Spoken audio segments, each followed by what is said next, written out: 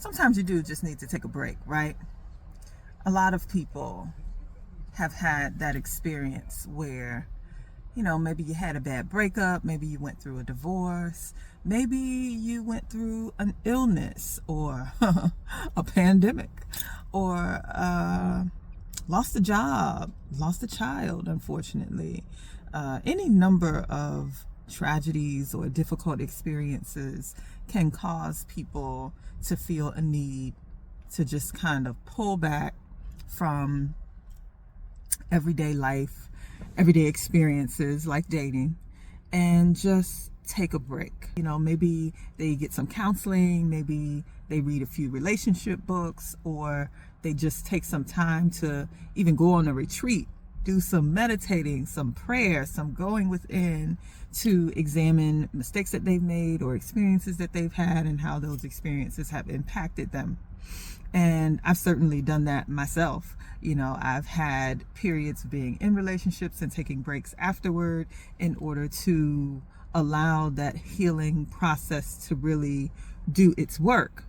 It's a necessary thing, and it can be a very liberating time. It can be a time to get back to yourself, to get back to those habits and activities that really make you feel at home within your own space, without having to compromise with another person, without having to check in with another person. On the individual level, it can, be life-changing to have those breaks. On the collective level, I think sometimes it's necessary as well. Sometimes I wonder if there are certain elements of our evolutionary process that are just built into the human code. I look at the world and I think about the fact that, there are 8 billion plus of us here now. Are we going on 9 billion or whatever? I've read some books that have said that there's more people on the planet now than there have ever been. Is that true? I don't know if there's any way that we can ever know for certain. But according to the anthropological research that's been done, I don't think, correct me if I'm wrong, somebody, I don't think there's ever been quite this many people on the planet at one time. And part of that can be attributed to the exponential growth that technological advances and medical advances have allowed for. Now, I am one person who thinks that we should never be so arrogant as to say that we are the only iteration of human beings that have ever achieved such advancements. Who knows what came before us? But it's safe to say that, it's probably been rare that the earth has ever sustained this much life at one time. And because there are so many of us here, and because our habits, our proclivities are still so destructive, because we have not yet evolved beyond many of the destructive traits that have led to our demise. I think that at some point, natural selection or some aspect of the evolutionary process kicks in and dictates that we take a collective break from dating, from mating, from starting families, from producing more life that is unevolved and not quite capable of living in a sustainable fashion. You think about this idea of the paradox of choice, and one area in which you really see this play out is in social media and in online dating. Now, there are some wonderful things that can result from online dating and social media. Obviously, we're able to come onto these platforms and have wonderful discourse and learn from each other and have a good time, right? Online dating has resulted in many relationships out there that are thriving. But at the same time, there are some significant ills that I don't think these technologies have caused, but that they simply reflect. I mean, human beings are flawed, and no matter what we create, that creation is going to be a reflection of, the fullness of who we are, good, bad, and ugly.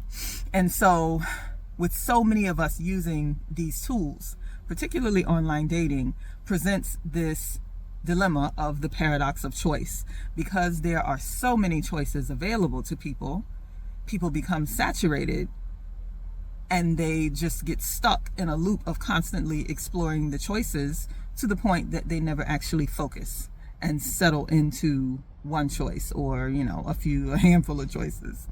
So while at the same time that you have this oversaturation of options, you're starting to see a turning of the tide where people have become exhausted with the process of being treated like, options that can just be thrown out with the trash, right? People have become disillusioned with what seemed to be this smorgasbord of options and opportunities, and we're recognizing that quantity and quality are two very different things, and often the more quantity you get, the less quality you have. At some point, you have to be able to slow down and focus and choose. Because if you can never make a choice, if you can never sit down, shut up, and focus and make an executive decision, you can't make progress, right? You stay in the same place of stagnation. So many people have become exhausted by and disillusioned by modern dating that they have decided to just chill. I come across content and videos and just, story after story of people who talk about how they have been single for 10, 15 years, 20 years, or how they've been celibate for, 2, 3, 4, 5 years. And more people are sharing their testimonies of how these experiences have benefited them. We have made it to the other side of hookup culture and realized that it was another scam sold to us to keep us searching, right? But my aim in writing my book, Fuck Submission, Ending the Gender Wars for Good, and in examining these topics is to help us come back to the center, to find a place of balance. Because the other side of the spectrum, the extreme of dogmatic sexual repression, is something that we know well. We know that that's not something collectively that we want to experience again. But we also, many of us, have learned that reckless sexual expression can also be just as destructive as repression. So people are taking this collective break.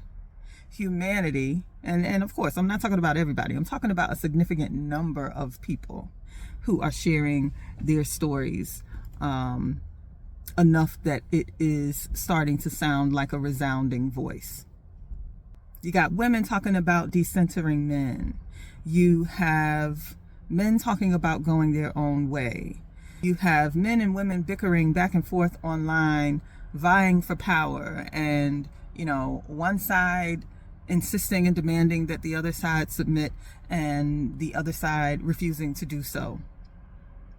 All of this may seem like utter confusion, but I believe that it is a necessary and predictable part of our evolutionary process, our collective evolutionary process. Now that we've learned all of these lessons from the puritanical, sexual, anti-sexual dogmas to the sexual revolution and sleeping around with abandon and all the way through to hookup culture and back around again, we've learned many lessons as a collective around sexuality and long-term partnership and family. At what point do we stop and take a break, process these lessons, and figure out a balanced way to coexist? I believe that the point of sitting down, getting quiet, and taking a break is so that you can come back to the game at some point in whatever capacity that you feel you should and do things in a healthier way. Now, if you decide as an individual that you want to jump out of the game of dating and partnership altogether because that's not for you, that's a wonderful thing. If you actually have examined that thoroughly and you know that it's not for you, you know that the traditional ways that we have been taught to partner and go about love and marriage is not for you, that understanding can be quite liberating. If you decide you never want to jump back into the game, then you have your solution. If you figure it out, or you are figuring out how to live a full and vibrant life, a satisfying life for you outside of those traditional norms, that's a beautiful thing, because you still have something to contribute to the society around you, to the community around you. You can still have a full and fulfilling community around you. You can still live a full life. You are valid whether you are partnered or not. But those who want to experience healthy partnership, the point of taking that break is to come back and be healthier. So as a human collective, as we're going through these ups and downs, as we are at this critical junction in our modern time, where men and women are trying to figure out, okay, we're in limbo. We've thrown away the old rules, many of us have, and we're trying to figure out the new rules. We're trying to create new rules for our own individual lives. What happens after the break? Do we become like our forefathers and foremothers who burned their bras and practiced free love during the time of the hippies, and then went to work in their corporate jobs and lived in their suburbs and created the conditions that we're living in now? Or do we actually follow all the way through with the things that we're learning in our downtime, in our quiet time, in our time of meditation, in our monk phase, in our esoteric retreats where we take time to get quiet and go within? What will be the lessons that you learn on your individual break, if you take one, if you're taking one now, if you ever take one in the future? And what do you think the takeaways should be from this collective break that so many seem to be taking from the world of dating and marriage and partnership? What should we be learning right now? And how will the generations that come after us feel about the world, the rules, the institutions, the ideas that we are creating right now for them? There are a lot of content creators out there whose goal is to sell you the same old ideas of traditional marriage and partnership and men leading and women submitting that, we've been fed for millennia at this point. And if that model doesn't work for you, if you don't fit that mold, there's nothing wrong with that. If you question those ideas, you're not broken, you're bold. My aim with the work that I do, with the books that I write, with the content that I create, is not to get you married, but to help you live free, to engage in a fuller, more expansive dialogue around marriage and love and relationships that does not try to funnel all of us into this tiny, myopic path. Let's expand and consider some new possibilities. That's what I think the result of the break should be. Let me know what you think.